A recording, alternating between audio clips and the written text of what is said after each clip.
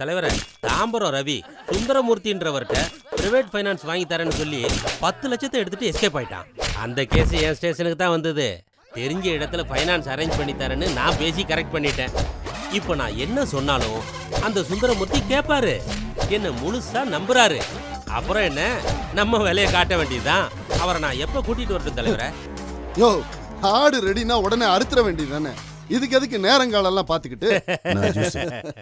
என்னடா நீ கொண்டு வந்திருக்க? அட்டி எங்கடா? நான் இன்னும் வரலண்ணா. அட்டி கையை கழுவிட்டு கொண்டு வர்றது தானே. அட விடுங்க தலைவரே, பொழுது விடிஞ்சு பொழுது போனா நம்ம போல போய் ரத்தத்துல புழங்குறதா தானே இருக்கு. ஆமா ஆமா, ரத்தத்தை பார்க்கலன்னா சோறே இறங்க மாட்டேங்குது. Excuse me sir. வா சண்முகம், என்ன இந்த பக்கம்? உங்க ஆளுங்க என் பையனை புடிச்சு வச்சிருக்கிறதா ஃபோன் பண்ணாங்க. உன் பொண்ணு கல்யாணத்துக்கு தானே என்கிட்ட பணம் கேட்ட. உனக்கு பையன் இருக்கானா என்ன?